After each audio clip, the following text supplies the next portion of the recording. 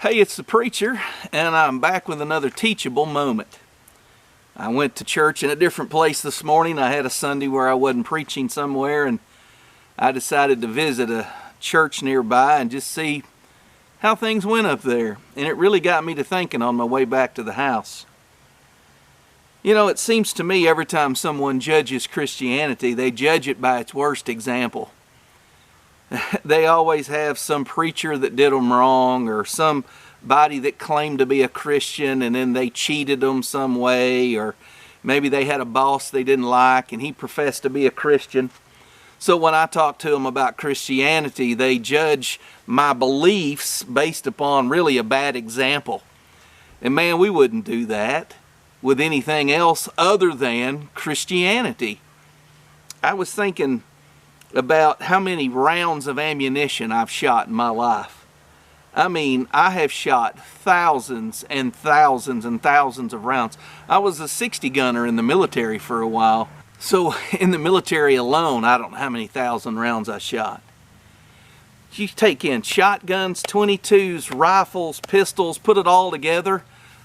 I've had in all of that time maybe 3 or 4 rounds that didn't go off when I pulled the trigger.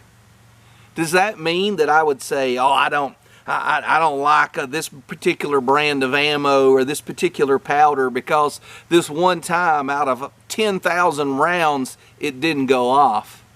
But that's what we do with Christianity. We say, oh, I'm not a Christian. I don't believe in Christianity because of this guy or that guy. We don't go into a restaurant and say, have a bad meal and go, well, that whole place is just trash.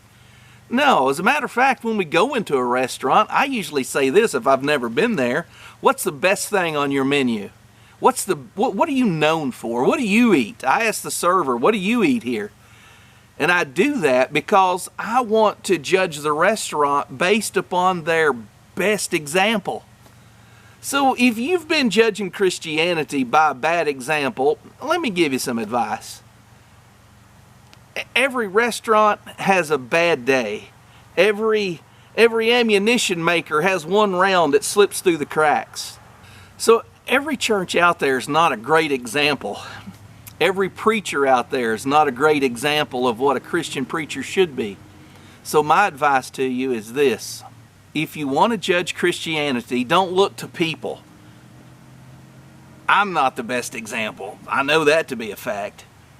But we do have a great example. We do have one person that personified Christianity. We've got one person that was really good and practiced what he preached. That's where we get our name. It's Christ. That's why we're called Christians. We try to follow Him. Study Jesus Christ. You can find out all you need to know about Christ in 4 small books: Matthew, Mark, Luke, and John. Read those books. Determine, based upon who Christ said He is that really who He is?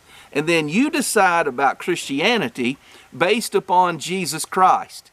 Either He is who He said He was, and if that's the case, then you should respect Him and reverence Him as God, or He's not who He said He was, and you ought to dismiss Him and all of us His followers.